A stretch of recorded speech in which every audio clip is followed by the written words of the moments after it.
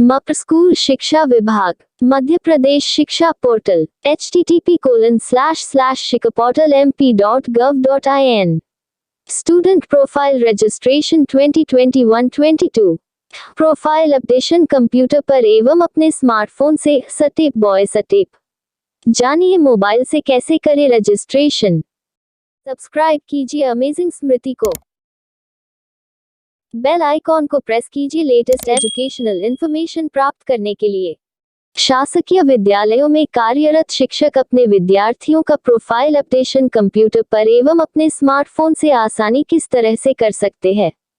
Smartphone से profile updation कैसे होगा, इसके लिए नीचे ष-उपर बॉय ष-उपर समझाया जा रहा है। सबसे पहले स्मार्टफोन अपने हाथ में लीजिए।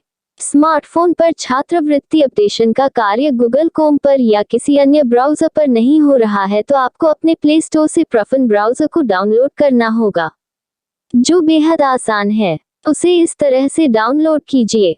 यदि आप कंप्यूटर पर छात्रवृत्ति अपडेशन करना चाहते हैं तो आपको प्रफन ब्राउज़र डाउनलोड करने की आवश्यकता नहीं है। स्मार्टफोन के मुख्य पेज को ओपन कीजिए।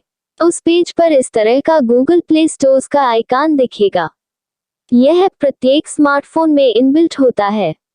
उपरोक्त आइकॉन को क्लिक कीजिए और इसके सर्च बॉक्स में जाकर लिखिए प्रफन ब्राउज़र। प्रफन ब्राउज़र लिखते ही आपके स्क्रीन पर प्रफन ब्राउज़र का आइकॉन दिख जाएगा। इस तरह से प्रफन, उसके सामने ओपन ऑप्शन लिखा दिखेगा, उसे क्लिक कीजिए। क्लिक करके प्रफन ब्राउज़र को डाउनलोड कीजिए। लगभग आधे मिनट में डाउनलोड हो जाएगा। जब यह ऐप डाउनलोड हो जाएगा तो उसका आइकॉन आपके मोबाइल स्क्रीन उपरोक्त आइकॉन जैसा दिखने लगेगा। अब आप प्रफन ब्राउज़र के ऊपर क्लिक कीजिए। उसको क्लिक करने के बाद जो पेज ओपन होगा उसके सर्च बॉक्स में लिखिए shikshaportal.mp.gov.in लिखिए। अब आपको जो स्क्रीन खुलेगी उस पर शिक्षा पोर्टल की उपरोक्तानुसार लिंक दिखेगी। आप जहां शिक्षा पोर्टल लिखा हुआ दिख रहा है उस पर क्लिक कीजिए। जैसे ही क्लिक करेंगे आपको शिक्षा पोर्टल का पेज खुला मिलेगा। उस पेज पर राइट हैंड साइड पर एक ताला तीर का निशान बना हुआ दिखेगा और उसको क्लिक कीजिए।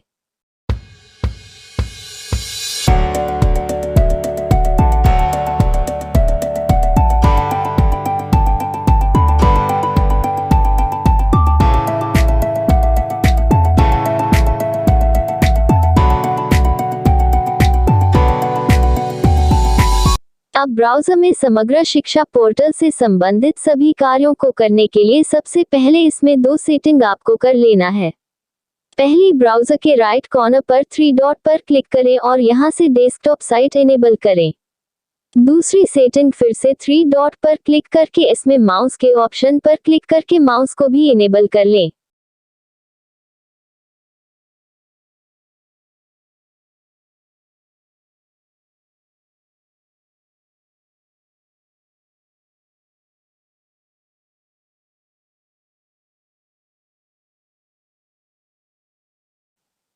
उपरोक्तानुसार सेटिंग करने के पश्चात अब जो पेज आपके सामने है उसमें यथास्थान पर लॉगिन आईडी और पासवर्ड डालिए।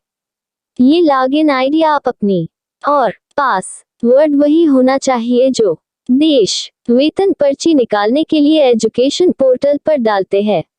जैसे ही आप उपरोक्तानुसार लॉगिन आईडी पासवर्ड डालेंगे तो आपके सामने कई आइकॉन दिखेंगे। आपको प्रोफाइल अपडेट वाले आइकॉन पर क्लिक करना है।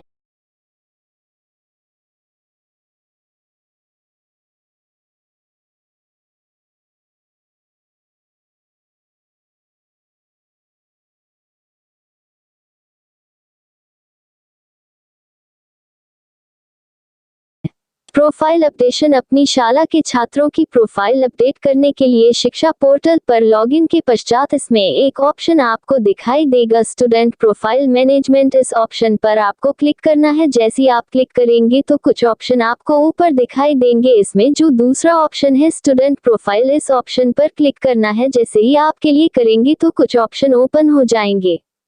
अब छात्रों की प्रोफाइल अपडेट करने के लिए इसमें जो दूसरा ऑप्शन है 1.2 update student profile for scholarship, इस ऑप्शन पर क्लिक कर दें। जैसे आप के लिए करेंगे तो सबसे पहले शैक्षणिक सत्र आपको चुनना होगा। इसके पश्चात जिस छात्र की आपको प्रोफाइल अपडेट करना हो और छात्र की समग्र आईडी दर्ज करें और नीचे बॉक्स में कैप्चा कोड फिल करके सो ड्राफ्ट प्रोफाइल ऑफ स्टूडेंट इस ऑप्शन पर क्लिक कर दे। जैसे ही आपके लिए करेंगे तो छात्र से संबंधित सारी जानकारी ओपन हो जाएगी। अब इसे बहुत ही सावधानी से आपको एक एक करके अपडेट करना है और लास्ट में आपको सेव और समिति के 2 ऑप्शन दिखाई देंगे। तो यहाँ पर छात्र की प्रोफाइल पूरी तरह से अपडेट हो जाने के उपरांत आप सबमिट पर क्लिक कर सकते हैं। जैसे आप सबमिट पर क्लिक करेंगे तो स्क्रीन पर मैसेज आ जाएगा कि छात्र को कितनी छात्रवृत्ति स्वीकृत हुई है। इस प्रकार आप बहुत ही आसानी से अपने मोबाइल से ही शिक्षा पोर्टल के सभी कार्यों को बहुत ही आसानी से कर सकते हैं। पेजों में आप इनसे संबंधित वीडियो भी देख सकते हैं। महत्वपूर्ण, जैसे ही आप उपरोक्तानुसार कार्य कर क्लिक करेंगे तो आपके सामने संबंधित विद्यार्थी की प्रोफाइल खुल जाएगा। उसकी प्रोफाइल में कुछ ऑप्शन फीच दिखेंगे जिस पर कैसा काम नहीं करेगा, अर्थात उसमें आप किसी भी प्रकार का संशोधन परिवर्तन नहीं कर सकेंगे।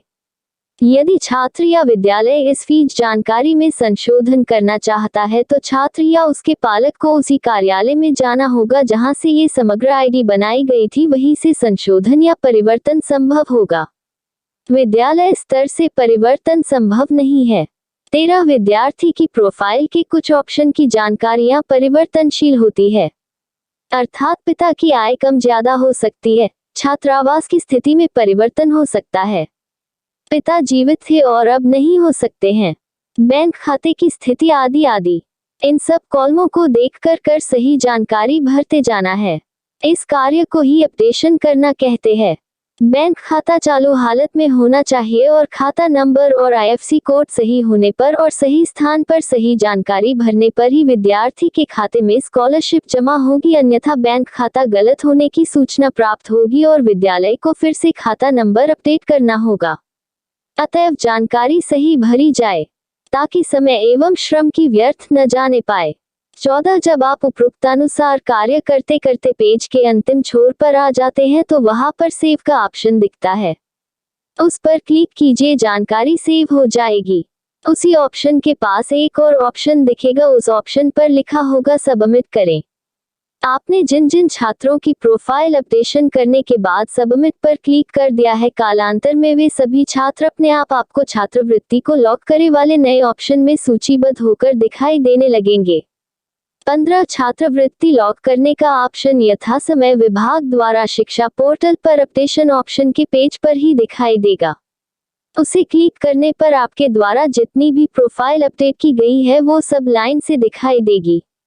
सभी विद्यार्थियों के नाम दिखाई देंगे। संबंधित नामों के सामने चेक बॉक्स दिखाई देंगे। जिन विद्यार्थियों के छात्रवृत्ति प्रकरणों को लॉक करना है उन्हें सिलेक्ट कीजिए, जिन्हें अभी लॉक नहीं करना है उन्हें छोड़ दीजिए।